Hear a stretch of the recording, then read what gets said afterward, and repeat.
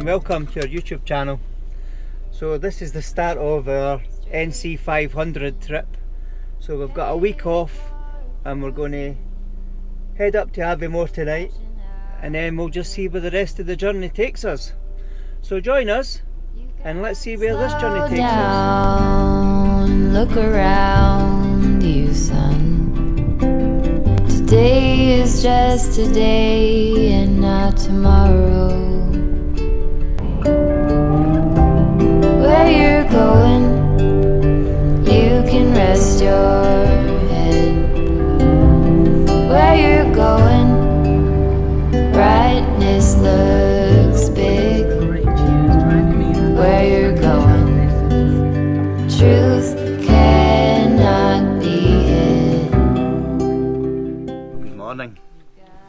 This is the start of day 2. I'll just turn round. Carlan's trying to get ready. We've just had, when we woke up there was no lights or power in the van, and we wondered what was wrong. So obviously in our moment last night when we had a wee bit too much to drink, when we got back to the van, we've turned the battery power off. So we've now got battery power, so as you can see we're now getting fully charged. So we'll get ourselves ready, we'll get the van prepared, and what I'll do is I'll show you where we stayed last night, because it's a fantastic place. And if you're ever up in Aviemore, visit the Pine Martin Bar and Restaurant. It's fantastic food, people are so friendly, and we had a great time last night. Did you enjoy it last night, Carlan? Yep, I did. Had a lovely time. Great. Right, so we'll catch up soon. Alright, so panic averted. We discovered that one of the switches was off for the battery, so we've now got full life in the van, and normal battery and power is resumed. But I'm just going to show you this fence. It's quite unique. It's quite nice the way that they've done it with all the old skis. And what I'll do is, if I turn round, I'll just show you where we are.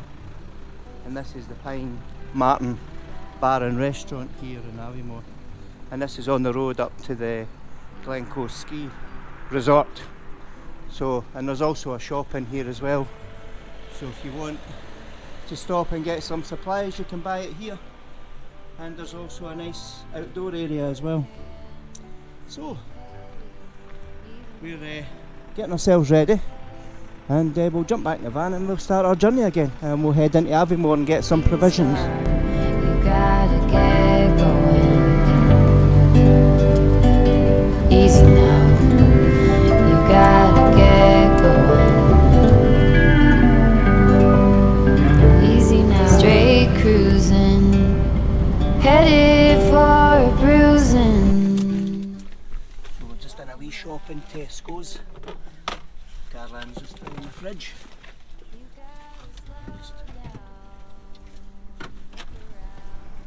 And we've popped into Tesco's in Aviemore. Tomorrow, where you're going, you can rest your head. Where you're going, brightness looks big. Where you're going, truth cannot be hid. You gotta get going. Easy now. You gotta get going. We're over the Cromarty Bridge, over the Cromarty Fort. Take 3.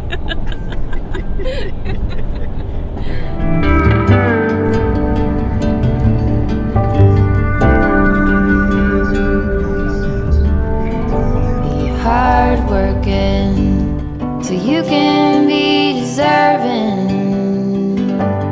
of the rest. Alright, so we've just arrived at the WHALIGOE steps just south of WICK, and we're just going to wander down and have a wee look. Look around you, son. Give a lot and live a little. Work with what you got. Where you're going, you can rest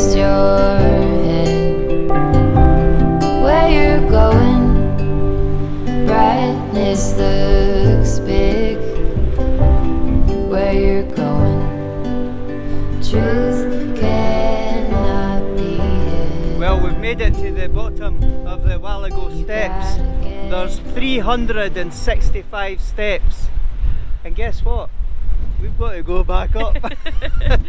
So what we'll do is we'll turn the camera around and you can see the area right up to the cliffs and now right out to the sea edge. See the seagulls hovering. Oh wow, the colour of the sea is beautiful. It's all turquoise. And then over here beside Carlan there's the old huts, because the WHALIGOE steps were built in the 1800s and I think it cost about £8 to build them, the 365 steps. And it's hard to think that this used to be one of the busiest herring fishing harbours in this area, and there used to be 14 herring boats here moored at any one time to offload their catch. And it's weird to think that it was all the local women that were paid to come down and lift all those big baskets of herring up the 365 steps. And you can just imagine the weight and how strong those women were. But what was even worse was they then had a further 8 miles to walk as they walked to the markets in Wick to sell the fish. So real hardy people, real hardy women. So we'll just, Carlan's showing her hardiness. We'll just move forward so we can see the sea licking off the rocks. Oh wow, that's awesome. It's really windy here. I was hoping to bring the drone, but it's far too windy.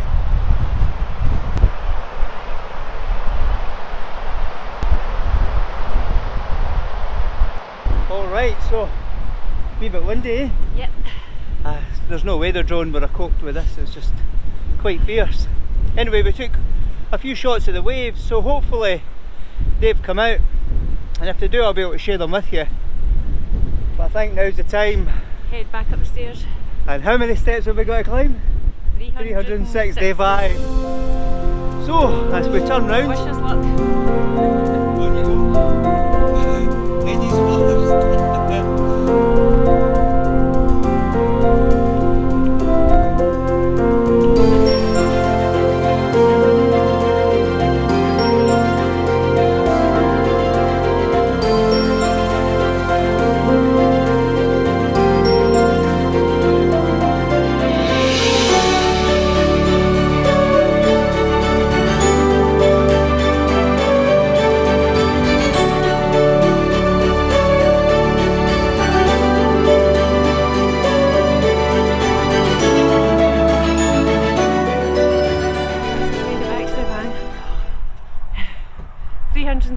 Steps. I can feel every one of them in my legs. And it was built how many years ago? 230 years ago. So well worth a visit if you're up this part of the world.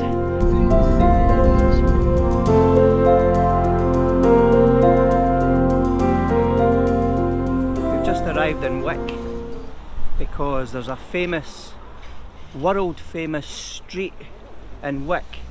So Carlan and Carlan's going to stand in front of the door and I'll cross the road and we'll share with you what the significance is. So Carlan's now standing in front of Ebenezer Place, the world's shortest street ever, and it's only 6 foot 9 inches wide. So we wave, Carlan. The energy crisis.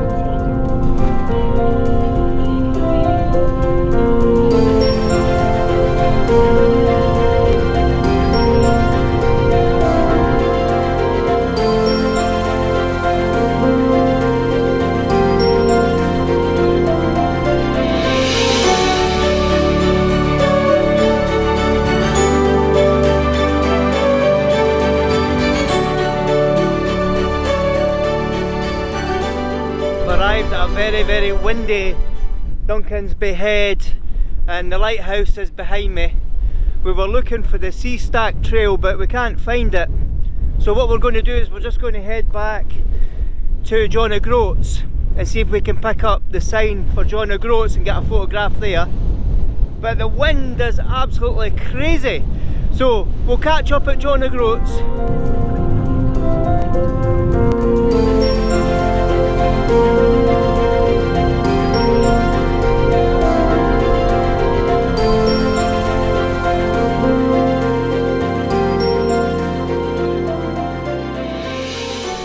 That's us arrived in John O'Groats.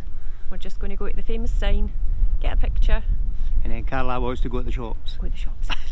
Bye.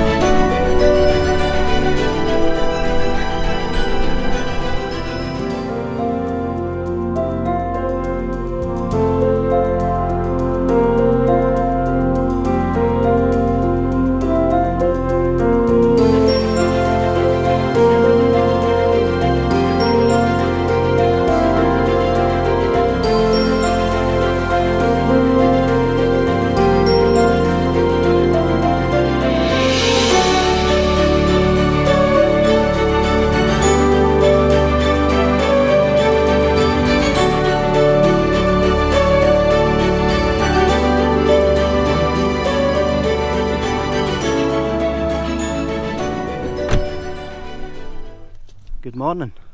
So day 2 on the North Coast 500, and we've stayed over in a campsite called Ferry View. Nice little quirky campsite. You'll be able to see behind me we've only got one other van, and if I turn the camera around you'll be able to see where we are. Some nice fields, and there's some nice walkways behind the van on both sides for dogs if you come here with dogs. The staff here are really friendly. Couldn't do it any more than to help you. Made our dinner last night and made our breakfast this morning, so very nice and very kind of them. So what we'll do is we'll just jump in the van and then we'll catch up when we're in the road. I'll just do a quick sneak peek for Carlan having our breakfast. Morning, darling. Morning. Great. Alright, so let's catch up on the road.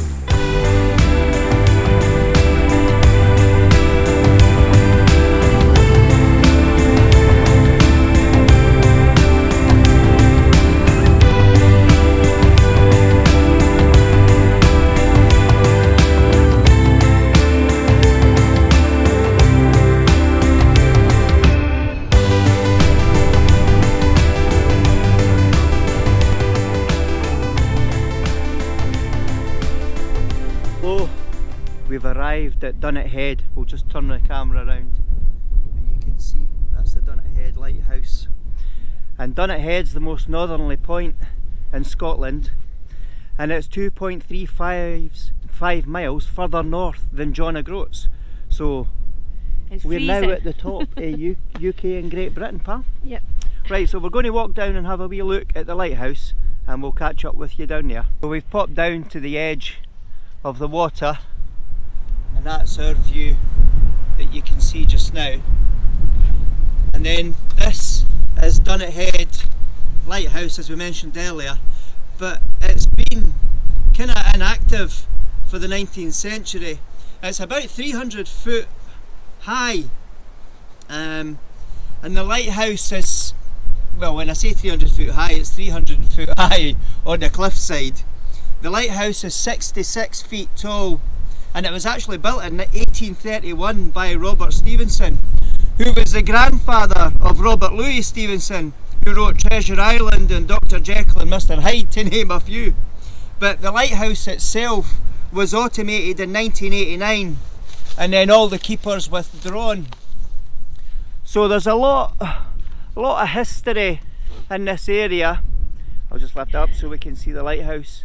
And again today it's freezing cold, bitter, and it's quite windy. we were about to put the drone up and then we saw a sign that says no drones as there's seabirds on the cliffs. So that's another day that we've not been able to use a drone. Yesterday it was just far too windy, it was like gale force winds yesterday and there was no way. So we'll keep having a wee wander around, and if we take any photos here we'll share them with you.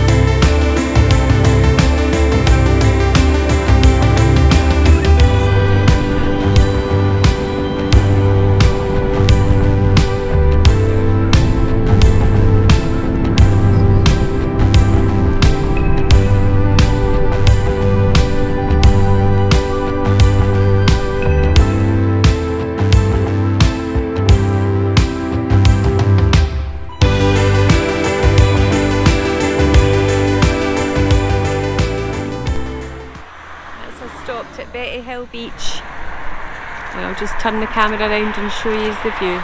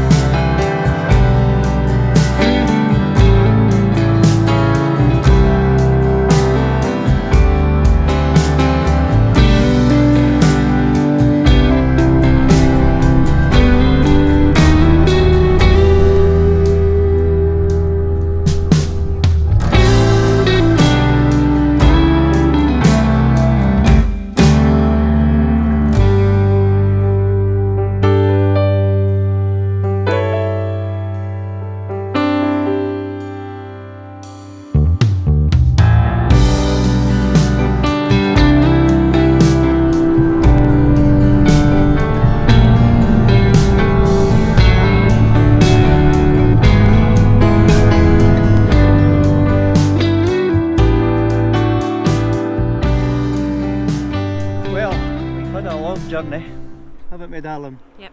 So we've now reached the KYLESKU bridge. So if I turn the camera around, you'll be able to see the famous KYLESKU bridge. It's absolutely stunning. It was opened in the 80s. So what we'll do is, we're going to take a couple more shots in this area. And it is quite cold, it's really icy, it's 3.5 degrees. So we'll catch up soon.